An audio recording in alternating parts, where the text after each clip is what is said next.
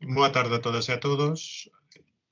Correspóndeme nesta xornada abordar un tema sobre o que xa escribín, unha monografía e varios artigos científicos, como é a División Azul, pero referido neste caso ao territorio de Galicia, é dicir, a participación de Galicia, participación dos galegos, do voluntariado galego, no que foi a División Azul entre 1941 e 45 e máis o que foi a súa memoria posterior. É un tema que apenas foi abordado pola historiografía galega nas datas recentes, nin sequera existe unha bibliografía que poidamos denominar apoloxética ou máis ou menos afeccionada ou amadora do ponto de vista da historia militar tradicional. Por tanto, tratase un territorio virxe o que nos achegaremos no posible oferecendo non máis que algunhas pinceladas, dai tamén o título introductorio e un tanto tentativo do meu relatorio, que será precisamente algunhas notas sobre Galicia e a División Azul. Que foi a chamada División Española de Voluntarios ou División Azul, a historia é bastante coñecida, a División Española de Voluntarios, que foi axiña denominada División Azul non só por parte dos voluntarios falanxistas e non pola esfera pública en xeral, aínda que foi unha denominación que nunca foi do agrado do exército, dos sectores monárquicos ou non falanxistas do réxime de Franco, foi un corpo expedicionario equivalente máis ou menos a unha división enviado pola España de Franco en xullo de 1941 para participar na guerra xermano-soviética, cando se produciu a invasión da Unión Soviética por parte da Wehrmacht, o 22 de xuño de 1941, xunto coa colaboración de tropas romanesas, polo norte máis tarde tropas finlandesas, a chamada Operación Barbarroxa. En boa parte da Europa occidental e ocupada, tamén en países neutrais, tivo lugar unha certa movilización entre sectores católicos, anticomunistas, fascistas e colaboracionistas para enviar contingentes de tropas voluntarias, o que se supoña que sería unha campaña que duraría pouco, na que a Alemanha obtería unha vitoria rápida e, ademais, as primeiras semanas de avanzo por territorio soviético así o semellaban a goirar, e desta maneira poder garantir que as súas diversas nacións, países e movimentos poderían ter un lugar, poderían ter algo a dicir no que se supoña que sería a nova reordenación de Europa baixo a titela do Terceiro Reich, o que moitos chamaban Nova Orde Europea. E nisto, España non foi ningunha excepción. Tratouse dunha iniciativa falanxista, dunha falanxe do FET de las Jons, que dende maio de 1941 estaba a recuar no que se refire a posicións, influxo político dentro dun réxime franquista que se estaba a configurar e consolidar, e, por tanto, viron na posible participación na campaña de Rusia, na posibilidade de que un contingente de voluntarios falanxistas desfilase na Praza Vermella de Moscova e derrotase o que era o inimigo común de todos os sectores que xa se movilizaran en xullo do 36 contra a Segunda República, é dicir, o chamado comunismo, as hordas soviéticas ou bolcheviques, etc., e así gañar posicións dentro do propio réxime. O envío de voluntarios despois foi aceptado polo propio Franco, tamén polo exército. A xermanofilia non era únicamente un fenómeno falanxista, senón que era xeral, mesmo católicos de misa diaria, e despois ponemos algúns exemplos, apoiaron de maneira entusiasta a invasión da Unión Soviética pola Wehrmacht, pero finalmente chegouse unha solución de compromiso entre falanxe, o exército e outros sectores, de maneira que a través de milicias, das milicias de falange española e dos seus chamados banderíns de enganche, se reclutarían milicianos, voluntarios civis, máis o exército supliría o contingente de oficiais, suboficiais, oficiais especialistas e tamén de soldados profesionais, de soldados que estaban a realizar sobre todo o seu servizo militar, reclutados nos cuartéis, ali onde fose preciso. Ben, o primeiro contingente recrutado no verán a comezos do verán de 1941 contou con perto de 18.000 homes, que foron enviados primeiro a un adestramento en Grafenberg, no Alto Palatinado, na Alemanha, en tren, e dali saíron cara a fronte rusa, mediante un traxecto a pé, en boa medida, dende a fronteira con Polonia, coa Polonia ocupada, a Polonia Oriental ocupada, ata Vitebsk, en territorio ruso, ou bielorruso, e dali finalmente foron despregados na fronte do Volhov, no río Volhov, ao sur de San Petersburgo, ao norte e sur da cidade de Nóvgorod, onde participaron en algunhas accións ofensivas. Despois, en agosto de 1942, a división foi destinada máis ao norte para cubrir unha parte do flanco sur do cerco de Leningrado. A división sufriu un número de baixas non moi alto en relación con que era a media das unidades combatentes no leste, alrededor de 5.000 baixas mortais, logo un número alto de feridos, mutilados e, sobre todo, moitos conxelados. Houbo varios relevos, batallóns de marcha, ata o 18, até outubro de 1944, cando, 1943, perdón, aí pon 44, ata outubro de 1943, cando as presións dos aliados obrigaron a Franco a retirar contra a súa vontade a División Azul da fronte rusa. Ficou un contingente menor, a chamada Legión Azul, uns 2.000 e pico homes, que foron retirados de maneira definitiva, tamén por presións dos aliados. En marzo de 1944, ficaron uns 500 fanáticos en varias unidades da Wehrmacht e das Waffen-SS, tanto antigos divisionarios como traballadores españois en territorio do Reich, como tamén exporá Antonio Muñoz no seu relatorio, parte dos cales se alistaron tamén unidades alemanas, e tamén houbo quen saiu dende España, falanxistas fanáticos, tamén aventureiros, sobre todo, que cruzaron os Pireneos de maneira clandestina e se sumaron a estas unidades, o que se deu en chamar en boa medida Batallón Fantasma. Estamos a falar en total de 47.000 homes. Cales eran os seus móviles? Ben, había móviles ideolóxicos que movían a moitos voluntarios falanxistas, ultracatólicos, os chamados franquistas de guerra. En todos eles, é dicir, os que se fixeran franquista durante a guerra, moito deles alféreces provisionais, asentos provisionais, con orixes, digamos, sociais moitas veces modestas, rurais, moi católicas. Todos eles actuaban o anticomunismo como verniz unificador. Sabemos tamén que, cada vez máis, sobre todo nos batallóns de reemprazo, ao longo de 1942, comezaron a ser máis obexos os movilizados por diversos medios coercitivos, ás veces, por exemplo, soldados que facían o seu servizo militar nos cuartéis, ou simplemente os motivados por incentivos económicos, é dicir, nomeadamente nas provincias do sur, pero non só.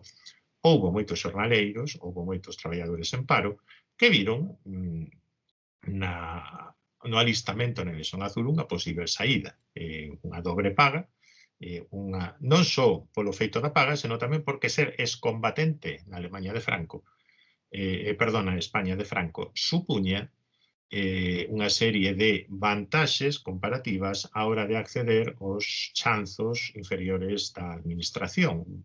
Fose para ser garda civil, para ser conserxe, para ser chofer ou para ser porteiro da Deputación, había prazas, había cupos, había vantaxes que favorecían claramente a quen fosen excombatentes. Os que eran excombatentes da Guerra Civil xa non precisaban un mérito máis, pero había moitos que non tiñan ese mérito e que tamén querían aspirar a él. É difícil establecer porcentaxes. Considero que a División Azul non era como unha lexión SS, fosen os flamengos, os baróns, etc., nas que a maioría dos combatentes eran voluntarios movidos por anticomunismo, por fanatismo fascista, pero tamén algúns por moi diversos móviles. Tampouco non era unha unidade regular do exército español sen máis. Había xente que foi voluntaria por motivos ideolóxicos, que vencellaba a eses motivos, ademais, diversas expectativas á hora de volver. Había xente que foi por incentivos que podemos chamar selectivos de carácter máis ben económico, actuaba unha cultura de guerra herdada da Guerra Civil, actuaba tamén, digamos, sobre todo nalgúns sectores, nomeadamente nas provincias do Levante, do sur de España, o desexo por parte de moitos simpatizantes de España de Franco, pero tamén o Madrid, que fora, digamos, territorio republicano ata o final da guerra, o desexo de moitos falanxistas, o desexo de moitos católicos, o desexo de moitos que sufriran algún tipo de persecución ou represión a mans do goberno ou de diversos axentes na retagarda republicana, actuaban todos eles unha sorte de desexo de vinganza, de vindicación, se se quere, unha revancha persoal. Sabemos que houbo coerción dentro dos cuartéis, sobre todo, sabemos que houbo soldados formados nun patio dun cuartel e os que un capitán lles conminou a dar un paso ao fronte se non querían ir a Rusia, e todo o resto supúñase que iría a Rusia. É difícil, de todos os xeitos, establecer porcentaxes. De baseármonos en toda unha serie de fontes directas e indirectas, podemos concluir, por tanto, que a División Azul era un corpo maioritariamente de voluntarios, pero con diversas motivacións. É unha minoría relevante, significativa, pero non deixaba de ser unha minoría, de voluntarios que simpatizaran coa República ou simpatizaran coa esquerda e que vían na División Azul unha posible vía de deserción para abandonar a España de Franco. Moitos deles eran purgados antes de chegar a Rusia, e iso tamén explica que as desercións na División Azul fosen escasas. Pero, algúns casos, tamén houbo. Moitos dos oficiais, suboficiais, oficiais especialistas proviñan do exército, dos que serviron en Rusia, e houve, sobre todo, algunhas promocións da Academia Militar, entre o 41 e o 43, que fixeron méritos no leste e ascenderon de maneira máis rápida do que os que ficaron.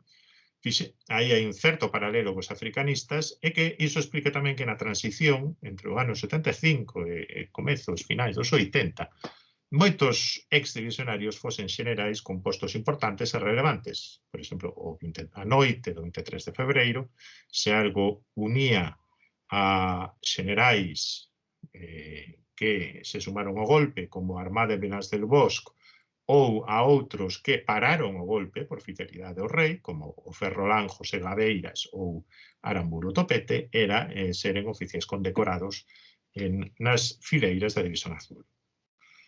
Obviamente, a alta oficialidade intermedia, tiña experiencia na Guerra Civil e moitos africanistas, pero había tamén moitos suboficiais, moitos alfereces provisionais que tiñan experiencia de combate na Guerra Civil. En teoría, ademais, os excombatentes eran preferidos. Logo, este criterio aplicouse ali onde se podía escoller. Había provincias onde, por exemplo, Cataluña, onde por diversas circunstancias non había tantos voluntarios, houbo que encher como se podían. Aquí vemos, por exemplo, para comezar algunha das fotos, voluntarios galegos, algúns deles ourensáns, nos xardíns de Méndez Núñez da Coruña antes de partir, onde saiu o primeiro contingente con alrededor de 1.500 voluntarios. No reverso desa foto, podese ler, non sabemos se esa lenda foi escrita antes ou despois de partir, falangistas que fueron a morir a los campos helados de Rusia, valientes, e despois un irónico, ou polo menos interpretou como un irónico, viva el clero.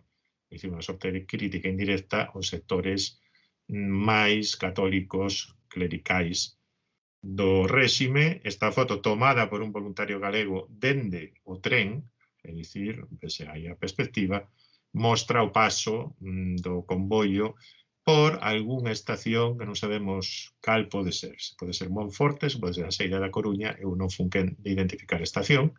Vemos que hai xente na estación que despide efectivamente os voluntarios. Obviamente non son as esceas que se viviron na estación do norte de Madrid polas mesmas datas. A executoria bélica da División Azul foi modesta, como xa mentei, por tanto non me vou estender sobre iso, ni tampouco sobre a participación ou non de soldados oficiais galegos nelas. Foi unha guerra maiormente de posicións, primeiro na fronte do Volhov, despois na fronte de Leningrado, con algúns intres escasos de ofensivas que xamais involucraron a toda a división. Caso da ofensiva do Volhov, outubro-novembro 41, algunhas accións máis ailladas, como a acción da bolsa do Volhov, o esmagamento, digamos, dunha bolsa do corpo de exército soviético que ficara, digamos, totalmente aillado, e que foi esmagado por, sobre todo, nun terreo moi difícil, nun terreo enlamado, pantanoso, por tropas alemanas, en moita menor medida españolas, pero tamén holandesas e flamengas. Houve unha serie de combates menores. O resto do tempo, basicamente, os divisionarios estaban en trincheiras, en posicións estáticas, resistían fronte inimigo, e o grande combate de Krasny Bor, en febreiro de 1943, ao sur de San Petersburgo, cobrouse nun só día boa parte das baixas da división, máis de 1000 homes. Así a todo, tratouse dun número de baixas relativamente reducido en proporción a outras unidades da Wehrmacht no leste. Falamos duns 5000 mortos, uns 400 prisioneiros, dos que máis de 250 retornaron en abril de 1954 nun barco, o barco Semiramis, que arribou ao porto de Barcelona, traendo tamén algúns antigos nenos da guerra republicanos e tamén algúns mariñeiros e aviadores republicanos que foran retidos pola Unión Soviética no ano 1939, entre eles varios mariñeiros galegos. Ben, as orixes sociais dos voluntarios son moi variadas. Tendencialmente podemos dicir que o que máis abundaba, o que máis era sovexo na división eran a clase media-baixa, clase media, media-baixa.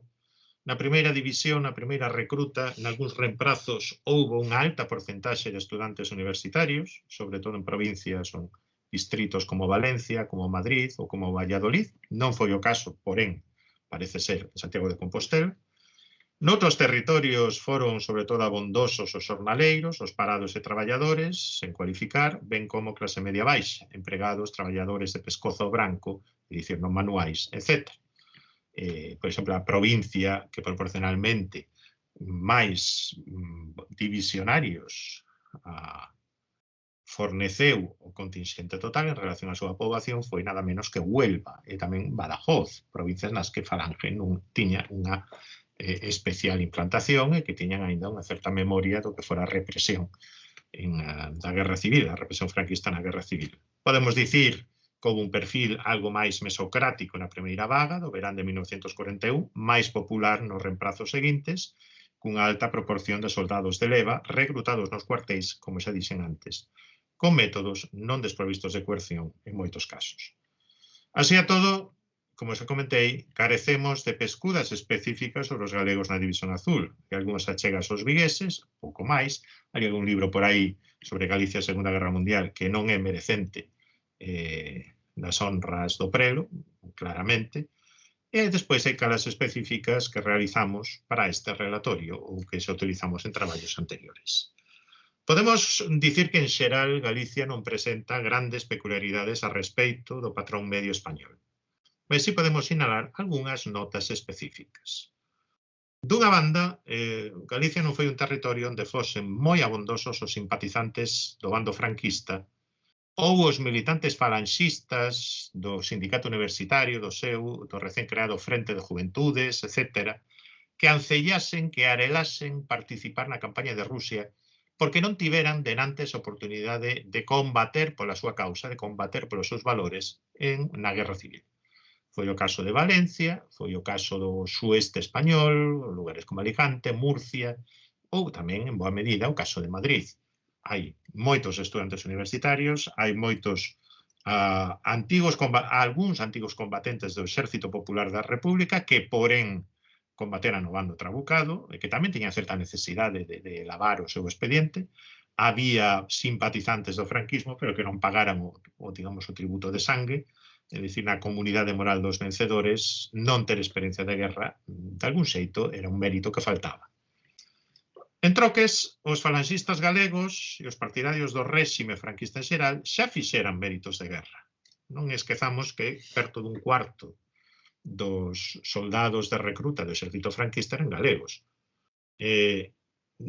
Obviamente xa tiñan méritos de excombatente, algo útil para atopar colocación nos diversos chanzos da administración do Estado. Hai un número relevante, por exemplo, de pequenos funcionarios, de rango inferior, entre os voluntarios galegos da División Azul. Moitos deles teñan a característica, son mestres, son oficiais de diversos ramos, son alguacís, son xente que ademais fora excombatente. Tampouco non existía, no caso galego, unha camada relevante, que eran os fillos, irmáns ou parentes de cautivos ou vítimas da represión na retagarda republicana.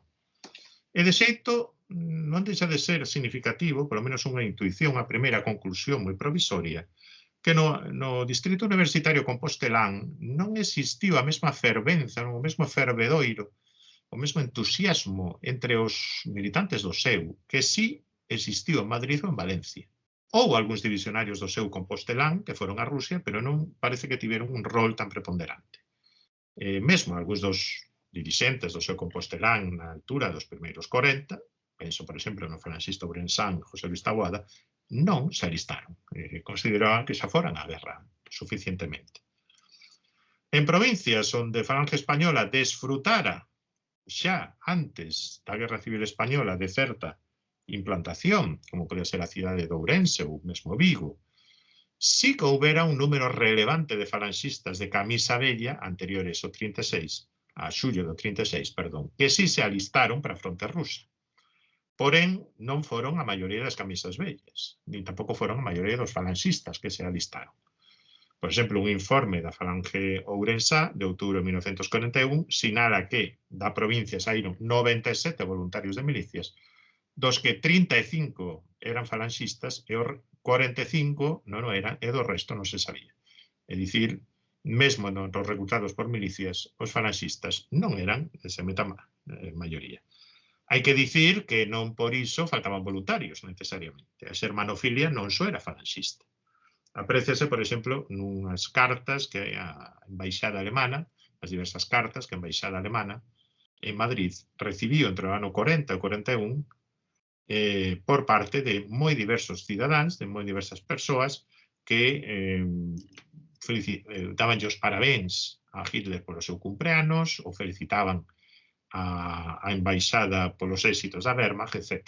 Por exemplo, o fillo de Indiano e cacique local de Cee, Manuel Castro Rial, se escribía no xuño de 1940 en embaixada alemá que desexaba a la inmensa Alemania el lugar y hegemonia sí, que en el mundo le corresponde. E o mesmo facían varios mutilados de guerra ferroláns o 1 de xullo de 1941, entusiasmados pola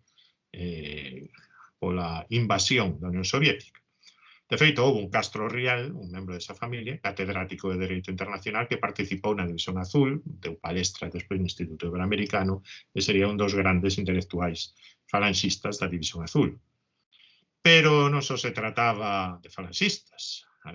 Estaba tamén o cura párroco de San Cristóbal de Regodeixón, en Ribadavia, tal Manuel Rodríguez, que ensaudaba na altura a Hitler con todo el entusiasmo del alma e debuxaba mesmo unha esvástica bastante cutriña na cabeceira da súa carta. Ou de 3 excombatentes franquistas de Mugardos que parabenizaban en maio de 1941 o chanceler alemán polos seus diversos sucesos na campaña dos Balcáns. O vicecónsul alemán en Monforte, que gostaba moito de escribir informes, probablemente porque quería que o destinasen a outro lugar, informaba a finais de xuño de 1941 que no distrito había un enorme entusiasmo por Alemanha e que mesmo religiosos que denantes non se lle chegaban, agora os saudaban afervoados. E o cónsul alemán na Coruña informaba tamén polas mesmas datas despois da invasión da Unión Soviética que o escudo do consulado británico fora manchado e tinxido de pintura e xunto del apareceran pintadas cos escudos da Alemanha e Italia. E mesmo na casa do cónsul inglés había unha sorte de scratch, como diríamos hoxe, e as pintadas dicíanlles los ingleses son piratas. É dicir, eran religiosos, moitos excombatentes franquistas, sectores acomodados vilegos, o que si era bondoso en Galicia, en todo caso, eran os excombatentes da Guerra Civil. Moitos deles foron recrutados a forza durante a Guerra Civil, sabémolo, hai estudos recentes que o mostran. Pero houve non poucos que tamén compartían os valores do bando vencedor, quer por profesalos antes ou por que se inzaron deles durante a guerra. É dicir, a guerra civil tamén fixo franquistas, e tamén fixo franquistas en Galicia. Eu creo que negalo é faltar evidencia. Dunha mostra que puidemos xuntar de 154 voluntarios de milicias da xefatura de milicias de FED da Coruña, aínda que inclúe datos de toda Galicia, no 1941, dedúcese que 67 eran falanxistas, é dicir, 43,5%, e 99, case 2/3 do total, eran veteráns da Guerra Civil. Sobre todo, eran excombatentes. E igualmente, dos 50 voluntarios que na altura, que en xullo de 1941, se alistaran na xefatura comarcal de FED en Santiago de Compostela, é dicir, Santiago de Compostela e arredores e comarca, 28 eran excombatentes da Guerra Civil, pero entre eles, curiosamente, non eran tan abondosos os estudantes, non? Os estudantes do seu que non fixeran a Guerra Civil. Moitos eran sarxentos provisionais, alféreces provisionais, que atoparan unha certa casa no exército, ou polo menos unha colocación provisional, nunhas condicións laborais as da España nos primeiros anos 40 non doadas, de orixes sociais labregas, máis ou menos acomodadas, labregos máis ou menos abastados, pero tamén había xornaleiros, había traballadores manuais, cualificados, había artesáns, había empregados, clase media baixa, vilega e urbana. En menor número, labregos, mariñeiros e obreiros non cualificados. E tamén un número significativo de estudantes e funcionarios empregados. Aquí podense ver eses datos, os datos, os 145 membros ou integrantes desa cala, voluntarios do ano 41, dos que coñecemos a profesión, dos que constaba a profesión.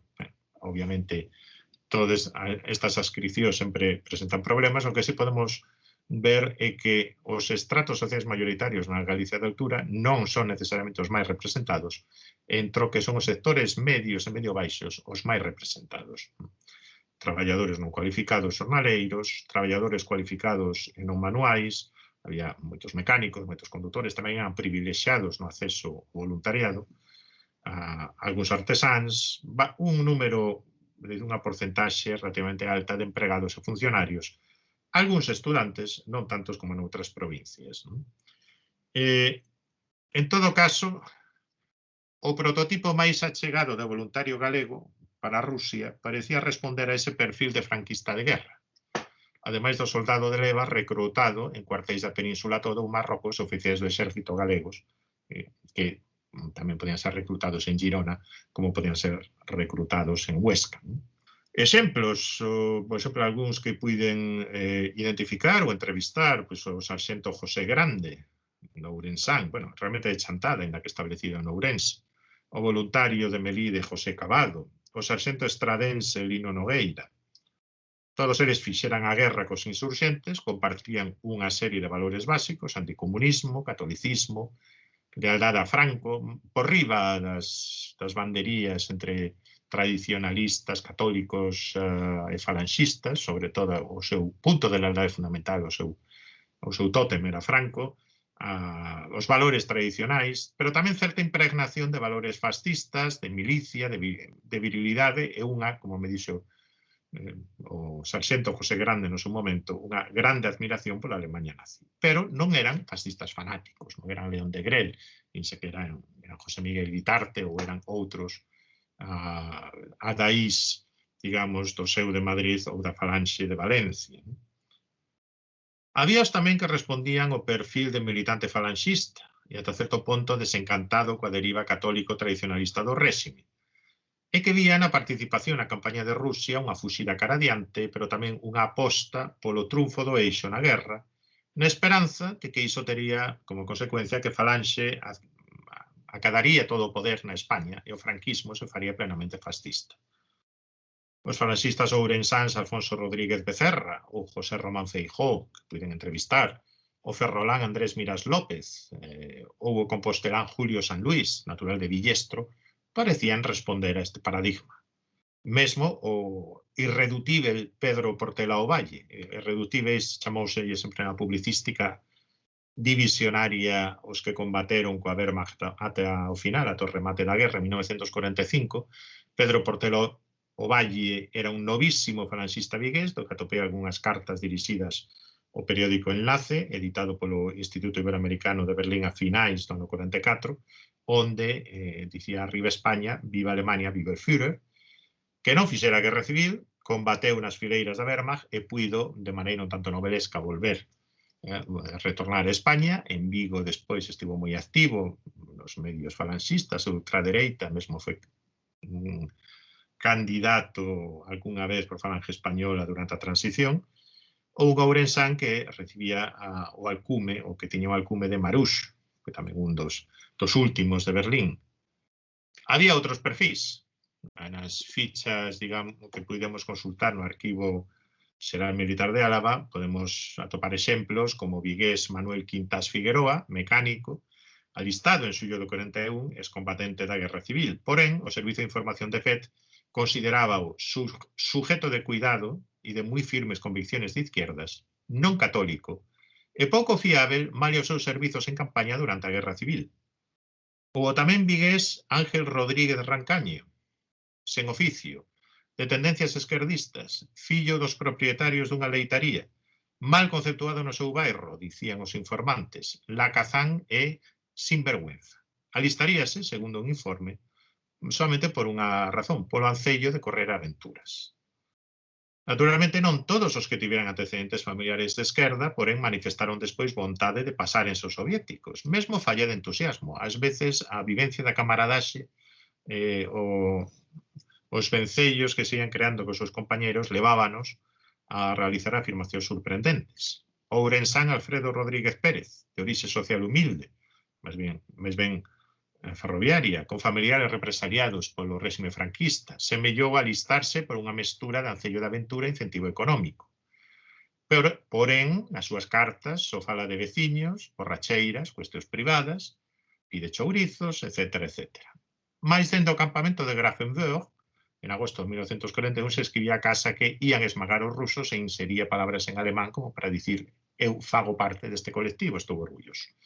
Como é sabido, as cartas, a partir das cartas de Alfredo Rodríguez Pérez, a súa nai, María Luisa, Alfredo despois volveu, morreu poucos anos despois, en parte a consecuencia das feridas, das doenzas adquiridas en Rusia. O escritor ourensán Xosé Fernández Naval escribiu unha maravillosa novela chamada A Noite Branca. Ben, a primeira división marchou a pé polos territorios ocupados de Polonia Oriental, actual Bielorrusia. Aquí temos algunhas fotos.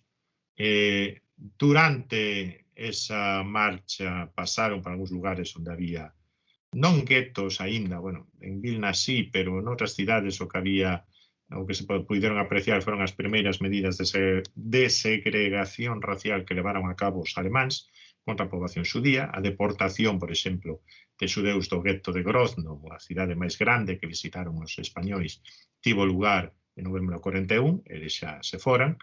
Non sempre entenderon o que pasaba, non participaron dese antisemitismo, porén non reciclaron moitos deles despois. O que realmente aconteceu, nin interpretaron o que viron. Por exemplo, isto das memorias un divisionario, é un chiste, penso bastante malo. Non comprendo por que está verboten, prohibida, debe de estar envenenada. Véxase Estrella Judía. É dicir, esta moza que ese divisionario parecía ollar con ollos, ollar de maneira, vamos dicir, libidinosa, con certo interese, obviamente sexual, pois probablemente acabou gaseada entre blinca, como moitos outros, non? En todo caso, a lenda, o relato divisionario construído na posguerra polas memorias dos divisionarios insistiu sempre no trato benigno e afable por parte dos divisionarios a civís e prisioneiros, creouse un certo mito dos españois cos ocupantes, simpáticos mediterráneos, unha serie de topoi moi semellantes ao que foron tamén a publicística italiana sobre a ocupación dos soldados italianos que participaron igualmente na guerra xermano-soviética, en maior número cos españois, neste caso na fronte sur, na Ucraína. A realidade é máis matizada. Non imos entrar agora nisto en profundidade, pero os españois compartiron un certo racismo cultural. É certo que desenvolveron prácticas de ocupación menos brutais do que os alemáns, non mataron sistemáticamente, non houbo represalias colectivas, aínda que se individuais, houbo roubos e furtos, algunhas violacións, confirmadas tamén por memorias de algunhas campesiñas rusas, que están guardadas, por exemplo, en arquivos rusos e norteamericanos. Con todo, pros españois, igual que pros italianos, pero tamén para moitos soldados alemáns católicos, había unha saída posible pros rusos que non pasaba pola súa escravización colectiva ou exterminio, que era a reconversión ao cristianismo. Rusia, para moitos soldados españoles, era suxa, en parte era húmida. Os rusos non só eran vítimas do comunismo perverso, senón que se merecían, de alguma maneira, ese réxime porque estaban predestinados por determinismo xeográfico e por historia, por seren, de algún xeito, un pobo incapaz de acceder ao estadio superior da civilización. Aquí podemos ver as caricaturas coetáneas, por exemplo, na pensa de trincheira de División Azul, eran bastante máis benignas dos que se podían atopar nos órganos alemáns. O caricaturista Joaquín Alba King, caricaturista de arriba, que fixo a campaña de Rusia, sí que reproduciu algunhas imaxes bastante máis estereotípicas, pero que incidían na miseria do pobo soviético, pero tamén na confraternización de algún xeito dos españois cos civis. Aquí un divisionario que discute sobre o prezo dunha vaca.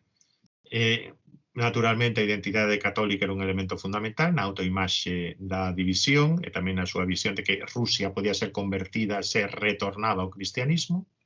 En todo caso, aquí vemos o soldado José Cavado, de Melide, na cidade de Hof, onde retornaban, que era de onde partían e depois retornaban os divisionarios en territorio alemán, os seus cuartéis, digamos, de retagarda dende finais de 1941.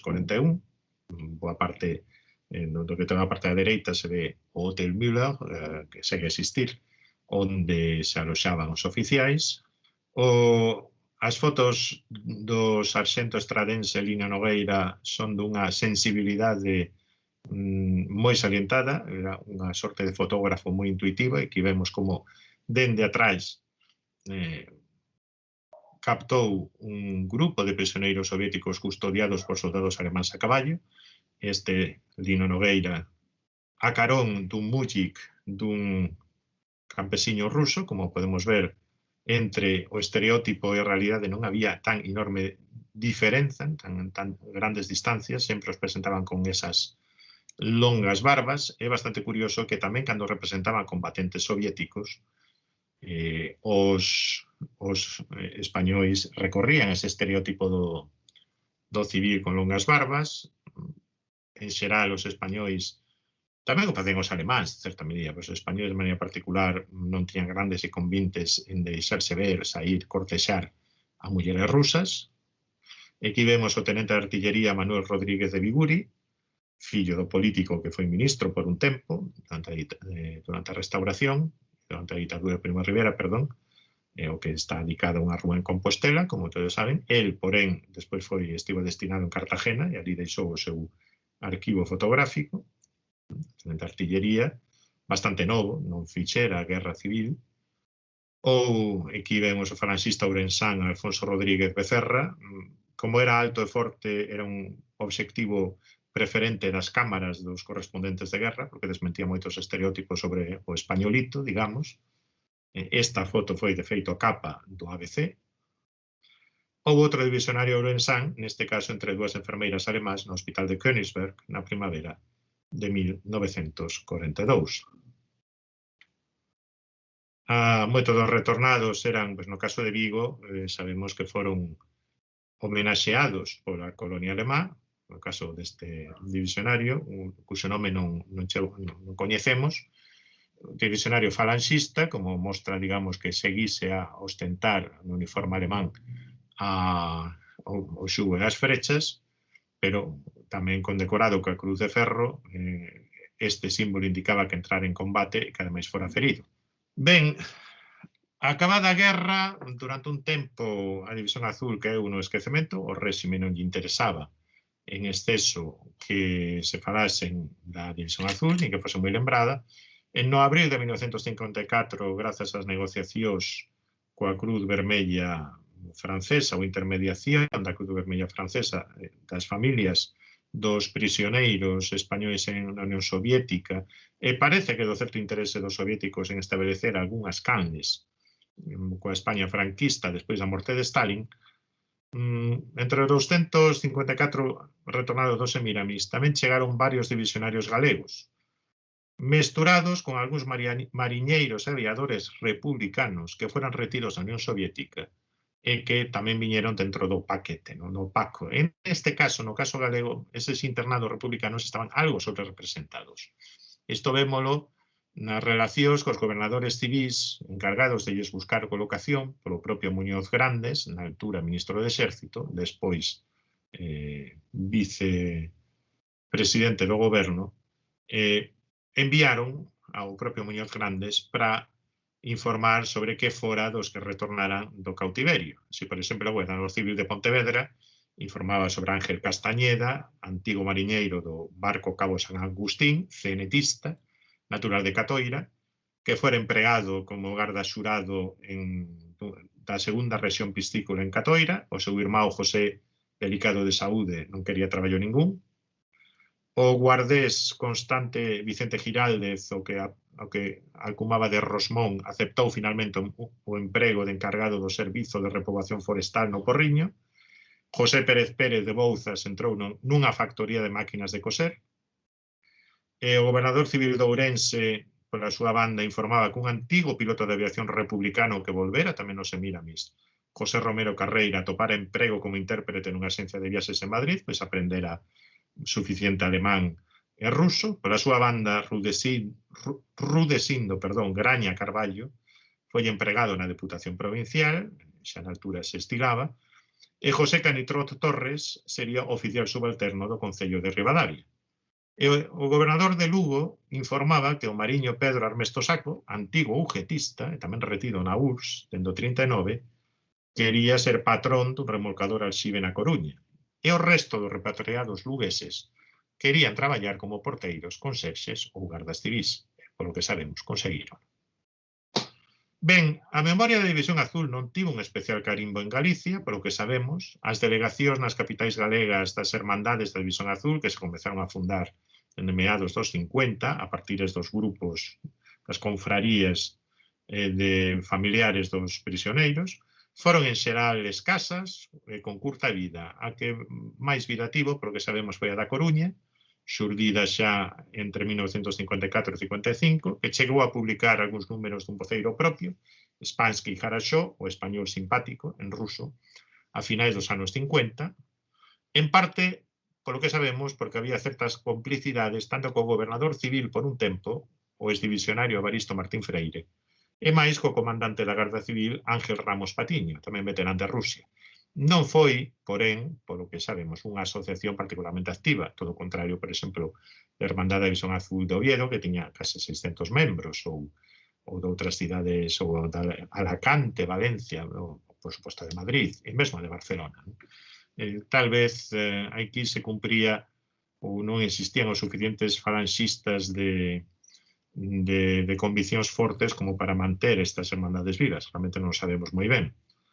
Sí que sabemos que as visitas estivais do general Agustín Muñoz Grandes, ministro do Exército, despois vicepresidente do goberno, a Coruña durante os mes de agosto ou setembro para participar nos consellos de ministros e Meirás, ás veces acababan con grandes meropeas no Hotel Atlántico cos antigos guripas, cos veteranos da División Azul. Muñoz Grande sempre cultivou esas relacións. Houve tamén certa presenza, eso si, no Rueiro. Nos anos 60, tanto a Coruña como Vigo e Pontevedra inauguraron, igual que outras moitas cidades españolas, rúas adicadas á División Azul.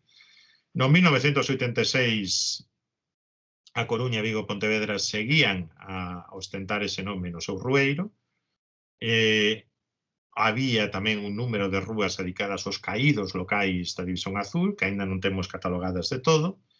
No 2003 aínda ficaban as rúas da División Azul da Pontevedra e da Coruña. A Coruña foi a derradeira cidade galega en mudar ese nome no abril de 2016, pasando a denominarse esa rúa Antón Villar Ponte, durante o período durante o mandato municipal da Marea Atlántica, sendo alcalde Xulio Ferreiro. Porén, segue a existir a rúa na Coruña, a rúa Cabo Ponteanido, que quizáis moitos non saiban que homenaxea o cabo de enxeñeiros coruñés Antonio Ponteanido, que ao que lle foi outorgada a Cruz Loureada de San Fernando, é considerado un heroe da División Azul, é un mito en moitos ambientes militares, por terse autoinmolado na batalla de Krasnivor, estaba ferido, autoinmolouse debaixo un tanque soviético que fixo estalar co seu corpo para salvar os seus camaradas. Preguntámonos se esta rúa seguirá a existir. En todo caso, non deixa de ser un exemplo de que a memoria da División Azul, de maneira consciente ou semiconsciente, aínda segue vixente na esfera pública de Galicia, igual que no resto do Estado. Moitas grazas.